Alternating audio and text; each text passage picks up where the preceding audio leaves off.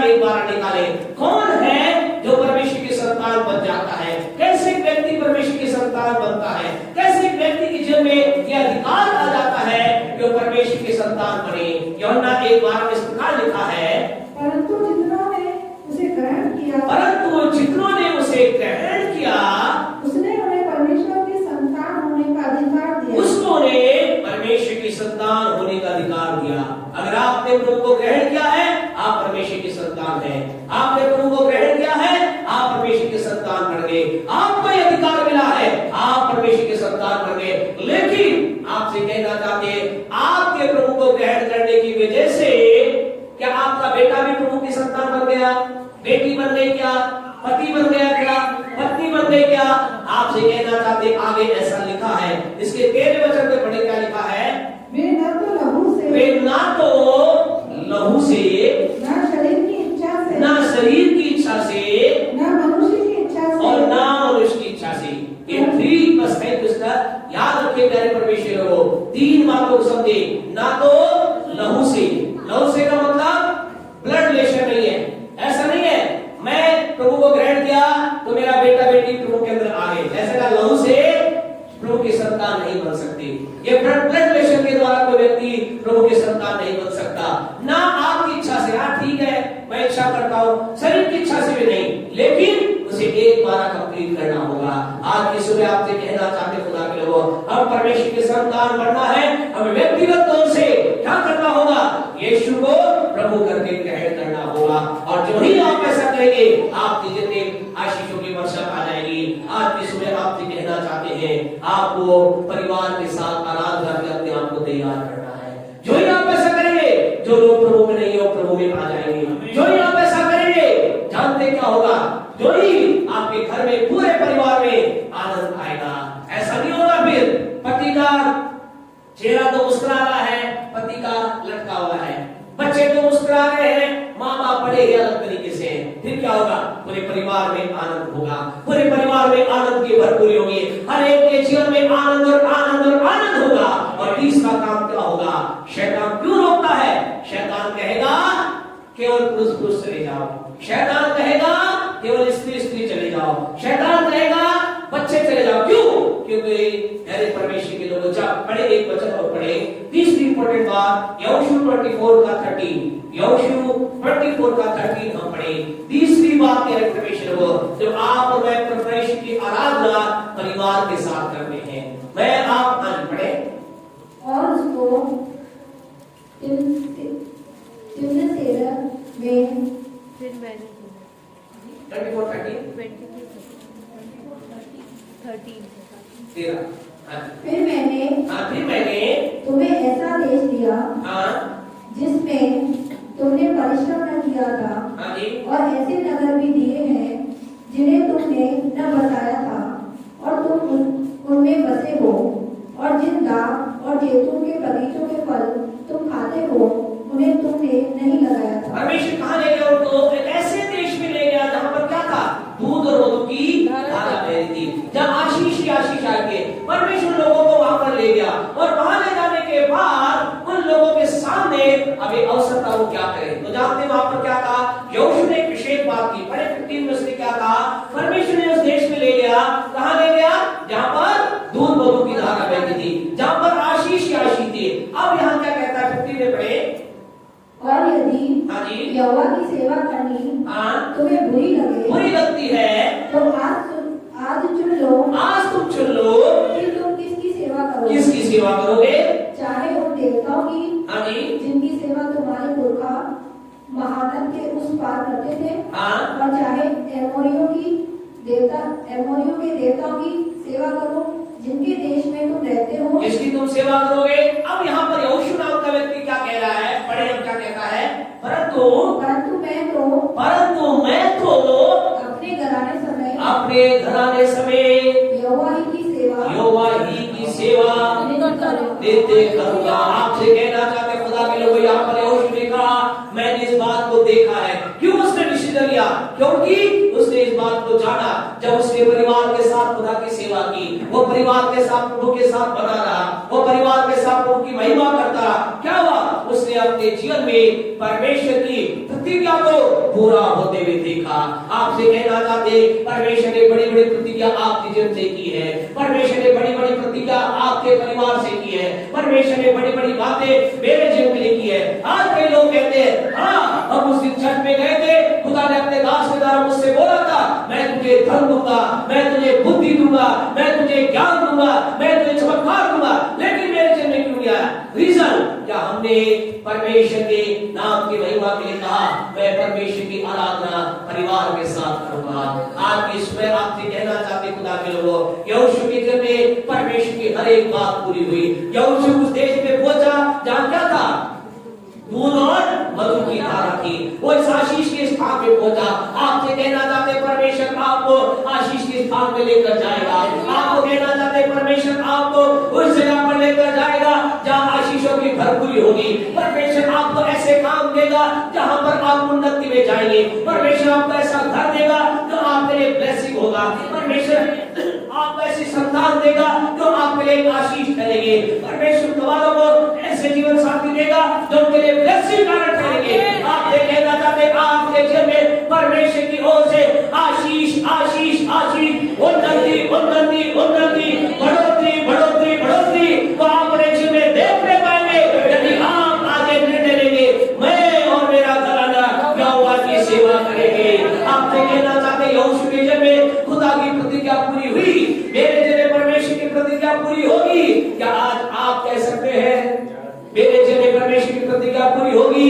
आपसे कहना चाहते हैं आपको कह सकते हैं तो आप आशीषों को देखेंगे, यदि नहीं कह सकते अपने आप को प्रिपेयर करें इससे पहले कि 2022 में प्रवेश करें। आपसे कहना चाहते 2022 अद्भुत रीति से बहुत सी बातों को लेकर आ रहा है। परमेश्वर की अद्भुत महिमा को हम देखेंगे, लेकिन उससे पहले हमें 2 महीनों में परमेश्वर के सामर्थी सामर्थी सामर्थी कार्य को देखेंगे। आप देखेंगे अद्भुत रीति से। आप इस बात को नोट डाउन कर ले, रिकॉर्ड एक चीज हो रही है। आप देखेंगे ना जब खुदा कुछ अद्भुत एक आने वाले कुछ दिनों में करने जा रहा है, सामर्थी करने जा रहा है। विश्वास करते हो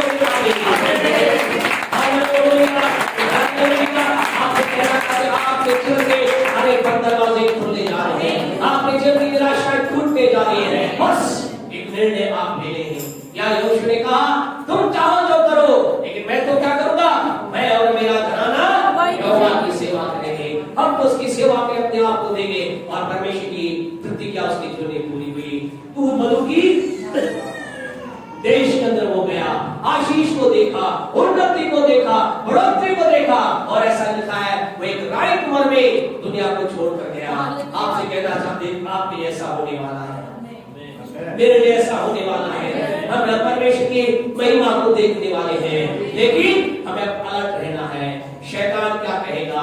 फिरौन वहां पर क्या कह रहा था? शैतान ने वहां पर क्या कहा कि तुम क्या करना, तो पुरुष ही जाकर के आराधना कर लो। पुरुष ही जब एक ही घर का व्यक्ति चला जाए तो ठीक है। आपसे कहना चाहते खुदा के लोगों, बहुत ही महत्वपूर्ण बात आपसे करने जा रहे हैं, इस बात को समझे।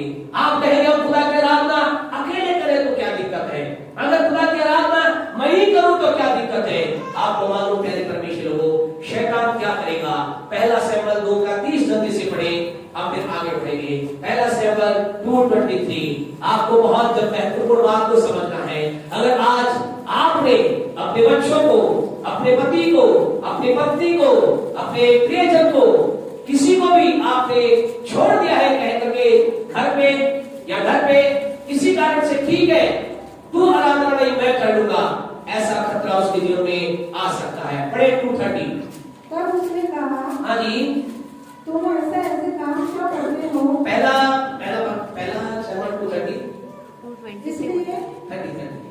इसलिए इस्राएल के परमेश्वर यहोवा हाँ जी, की ये वाणी है, मैंने तो कहा था कि तेरा घराना तेरे मूल पुरुष का घराना हाँ जी मेरे सामने सदा चला करेगा। परंतु अब यहोवा की वाणी ये है कि ये बात मुझसे दूर हो, क्योंकि जो मेरा आदर करे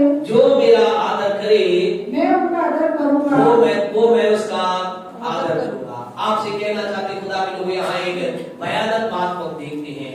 ये बात कर रहा है? एली नाम के व्यक्ति से बात कर रहा है। और उस व्यक्ति से क्या कह रहा है? उस व्यक्ति से कह रहा है कि मेरी योजना थी, मेरा एक प्लान था। कि क्या प्लान था? तू और तेरा घराना, तेरी पीढ़ियां क्या करे?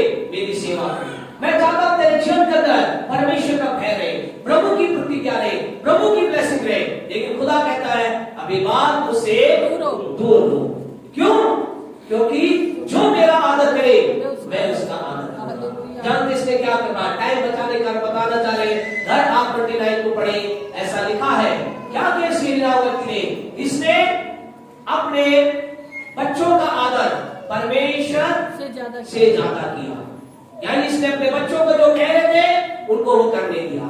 आज आपसे कहना चाहते, कई माता पिता क्या है, कई बार बच्चों कहते ठीक है तुम पढ़ रहे हो, तुम घर रह जाओ, तुम ऐसा कर रहे हो, ऐसा हो जाए। कई बार पति पत्नी कहते हैं। आपसे कहना चाहते खुदा के लोगों, अगर एक व्यक्ति, एक वचन जिसने अपने आप को, जिसने परमेश्वर के लिए अपने आप को नहीं लाया है या परमेश्वर के स्थान से अपने आप को अलग कर लिया है, आपसे कहे जल्दी या देर से वो व्यक्ति दूसरे लोगों को भी अपनी संगति में खींच लेगा।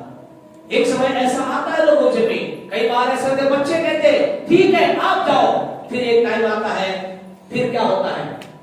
फिर एक समय आ जाता है, बच्चे कहते हैं ठीक है मम्मी आज आप भी मत जाओ, आप भी ठहर जाओ, पापा आप भी ठहर जाओ, आज ऐसा काम वैसा काम है। और फिर एक टाइम आता है, जानते क्या है? फिर एक टाइम आता है, बढ़ोतरी का समय आता है, फिर उनके जीवन में दुख आती है, पीड़ा आती है, फिर वो आते हैं पास्टर के पास, लोगों के पास, और वो फिर माता पिता कहते हैं पास्टर साहब दुआ करो हमारे बच्चों के लिए, इनके जीवन में कुछ भला हो जाए। इन्हें बहुत कहते हैं आप भी नहीं आते, हम तो बुजुर्ग हो चुके हैं, हम तो बूढ़े हो गए हैं, हम तो प्रभु के भवन में जाते। इसको मैं रोज कहता हूँ जा तू, जब हम कह जाते हम तो बोलते हैं है ना भाई चर्च क्यों नहीं आ रहे, तो क्या बोलते हैं बुजुर्ग माता पिता? हम इनको रोज बोलता हूँ, मैं रोज बोलती इसको जा, लेकिन जाता नहीं। कहां से जाएगा? उसके अंदर वो आनंद तो आपने बचपन में खत्म कर दिया। उसको आपने बताया नहीं कि वहां पर आनंद की भरपूरी है, वहां पर भवन के अंदर ही डिग्रियां तैयार होती हैं, भवन के अंदर ही मुकुट तैयार होते हैं, भवन के अंदर ही उन्नति आती है, भवन के अंदर ही चीजें तैयार होती हैं। घर पर चीजें तैयार नहीं होती। आपने कहना चाहते खुदा के लोगों, अगर आपके घर में होगा, आपके बच्चों के घर में होगा, तो रात के लक्ष्य में होगा, परमेश्वर की उपस्थिति में होगा। जो लोग खुदा के चक्र में बैठ गए, खुदा ने उन्हें ऊंचाई पर लेकर गए। जो लोग खुदा के सामने झुक गए, उन्हें किसी के सामने झुकने की जरूरत नहीं। जो लोग दुनिया के सामने झुके, वो सदा उनके सामने झुके। आप क्या चाहते हैं? आपके बच्चों को क्या चाहते हैं? जब आपके बच्चे कहीं जाए, लोग उनके सामने खड़े हो जाएं, या आप चाहते हैं कि जब आपके बच्चे जाए तो लोग उनको नीचा दिखाएं? आपसे कहना चाहते अगर हमारे बच्चे खुदा के सामने झुक गए, दुनिया उनके सामने झुकने वाली बनेगी। आपसे कहना चाहते अगर हम खुदा के सामने झुक गए, दुनिया हमारे सामने झुकेगी। खुदा के लोग आपसे कहना चाहते चीजें तो यहाँ तैयार होती है, इंजीनियर तो यहाँ तैयार होते हैं। हम भी तो ये सपना लेके चले थे, काश इंजीनियर बनेंगे, पढ़ाई के लिए गए, चले गए, माता पिता तो चले गए थे, लेकिन इच्छा यही थी बेटा इंजीनियर बने। लेकिन खुदा दूर था, खुदा का कोई लेना देना नहीं था। लेकिन खुदा ने पकड़ा, खुदा ने कहा अब मैं तुझे तमाम बिल्डिंग या घर की चीजों को बनाने वाला नहीं, लाइफ बनाने वाला इंजीनियर बनाऊंगा। और आपसे कहना चाहते हैं 1995 में प्रभु को ग्रहण किया, 97 में खुदा ने कहा आजा, और आज हम प्रभु के नाम की महिमा करते हैं।